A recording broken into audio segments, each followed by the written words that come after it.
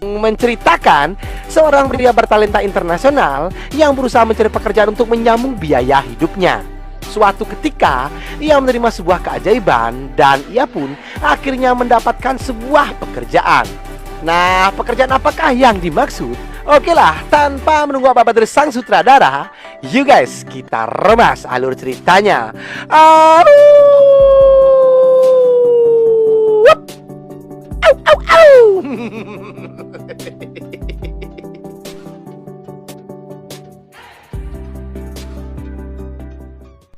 Dongeng kali ini akan dimulai dengan seorang wanita berkacamata yang sedang membangunkan pria begajulan yang bangunnya selalu kesiangan. Itu semua disebabkan karena ia kemarin malam mabar Mobile Legends sampai subuh. Nah, pria yang mata mengantuk ini bernama si Genje. Dan yang membangunkannya tadi merupakan kakak iparnya. Diceritakan si Genje ini telah dipecat dari pekerjaannya yang dulunya ia berprofesi sebagai seorang tukang ukur jalan. Maka dari itu ia pun memutuskan untuk datang ke negeri Sakura, tentu saja untuk mencari mata pencaharian yang baru. Berhubung tempat yang hendak ia lamar berdekatan dengan rumah kakaknya, ia pun memutuskan untuk nebeng selamanya di sana. Enggak, bohong, bercanda. Maksudnya sementara ya. Mbak-mbak bermata empat dan setiap hari membangunkan si Genje ini bernama Shiori Kamisaki. Dan suaminya ini bernama si Kakashi. Mereka pun kemudian sarapan pagi bersama dengan menikmati sebungkus nasi jinggo. Beberapa saat kemudian Kakashi pun berangkat bekerja. Si Genje yang menyadari kejanggalan hubungan keluarga cemara ini yang kini sudah tak romantis lagi, kemudian mulai bertanya mengapa sampai saat ini ia masih betah bertahan hidup dengan si Kakashi. Dan Shiori pun kemudian menjawab dengan berkata kalau dirinya ini bukanlah wanita yang menarik, sehingga membuat suaminya tersebut kini tidak ada sikap romantis sedikit pun. Kemudian Shiori pun juga curhat bahwasannya ia sangat ingin memiliki seorang momongan. Sampai-sampai ia pun memutuskan untuk berhenti bekerja demi menjadi seorang ibu rumah tangga yang idaman. Namun kenyataannya sampai saat ini Shiori belum juga mempunyai seorang anak karena si Kakashi yang selalu sibuk dengan pekerjaannya dan jarang-jarang menanam bibit unggul di persawahannya. Pada malam harinya, ketika si Genje hendak pergi keluar untuk membeli rokok eceran, tiba-tiba ia tidak sengaja melihat si Shiori yang tengah mengganti baju di kamar mandi. Dan ia pun melihat Shiori yang sedang melepas kacamatanya. Dari sini si Genje baru saja menyadari kalau ternyata Shiori sangatlah cantik dan menggugah selera makannya. Si Genje yang sedang fokus menikmati panorama indah tersebut tiba-tiba dikejutkan dengan kemunculan dari Kakashi, sehingga mengakibatkan si Genje jadi spot jantung. Namun karena si Kakashi orangnya kurang peka, jadinya ia pun tak mencurigai hal tersebut. Nah, ketika si Genje bersiap untuk tidur, ia pun kembali mencoba untuk mengintip kamar kakaknya dengan niatan mencari asupan untuk mengamplas pedangnya. Namun ternyata di malam itu tidak ada kegiatan apa-apa alias zong. Ada apa-apa ya?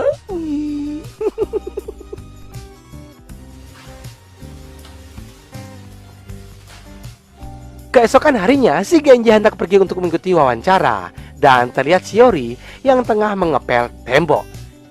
Kemudian si Genji pun meminta kepada Mbak Shiori agar melepaskan kacamatanya. Dan ia mengatakan kalau Shiori ini sebenarnya adalah sosok yang menarik dan seharusnya ia lebih percaya diri untuk menjadi seorang artis pemersatu bangsa.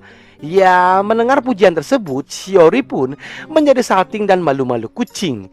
Yang kemudian si Genja pun langsung berpamitan. Beberapa detik kemudian, secepat kilat, si Genje ini telah pulang dari wawancara pekerjaan karena ia kelupaan kalau wawancara itu sudah diadakan minggu lalu. Ketika ia sampai di dalam rumah, ia justru nggak sengaja melihat Mbak Shiori yang sedang mencolok-colok tombol-tombol kehidupannya. Lalu si Genje pun bergegas kembali ke kamarnya.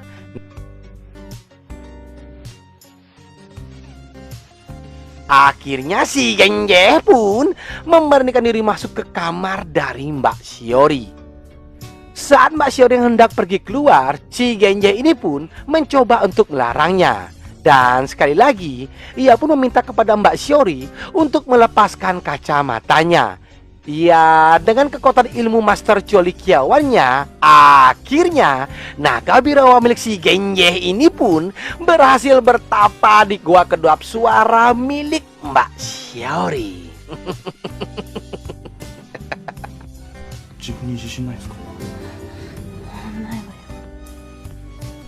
Malam harinya, saat Kakashi yang sudah pulang bekerja, nggak ada angin, nggak ada hujan, ia langsung ngegas memarahi si Genje. Karena ia merasa kalau adiknya ini kayaknya nggak niatan cari pekerjaan. Akibat si Genje yang lupa dengan jadwal wawancaranya tadi. Mbak Shiori pun berusaha menenangkan suaminya.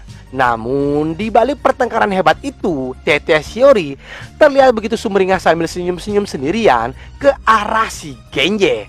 Akibat dari ia masih terngiang-ngiang dengan gempuran singkong super milik si Genje.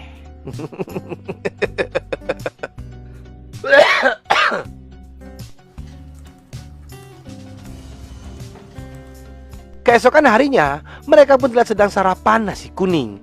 Cilakanya, pada pagi itu, si Kakashi menyadari kalau Shiori tidak lagi menggunakan kacamata. Ia pun kemudian bertanya mengenai hal tersebut. Yang kemudian Shiori pun menjawab kalau mulai saat ini ia akan menggunakan kontak lens yang dibelinya dari Shopee. Nah, ketika suami yang sedang fokus menyiapkan jadwal meeting, Mbak Shiori pun lirik-lirik mata melipir berbisik kepada si Genje agar ia segera menyelesaikan wawancaranya dan pulang ke rumah sebelum suaminya datang. Mendengar kode alam tadi, si Genje pun dengan semangat 69 segera menyelesaikan wawancaranya dan dengan gaspol remblong pulang ke rumah. Ternyata di rumah sudah terlihat Mbak Shiori yang siap menyambutnya dengan pakaian pemersatu bangsa. Sehingga mereka pun kembali mabar pusreng sampai malam, yang membuat mereka lupa dan hampir saja ketahuan oleh si Kakashi.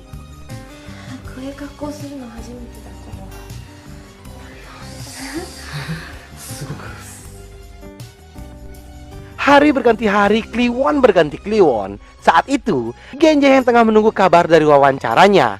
Kemudian terlihat Mbak Shiori yang lagi dan lagi meminta kepada si Genje untuk mengajarinya meta terbaru di Mobile Legends agar overpower.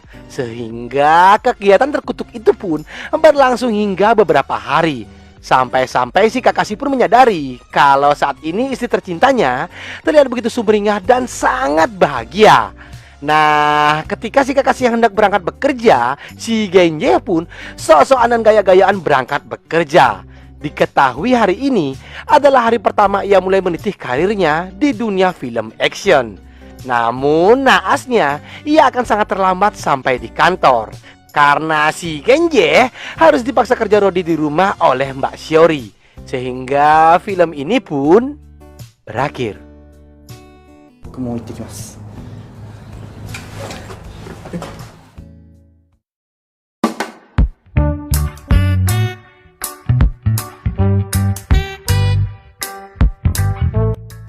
Oke guys, begitu habis cerita film kali ini ya, cukup mendagangkan si Genje. Oke lah, pesan moral yang bisa kita ambil pada video kali ini adalah belajarlah seperti si Genje yang selalu berusaha dan bekerja keras. Tentu saja untuk mencapai cita-cita beserta mendapatkan kehidupan yang lebih baik.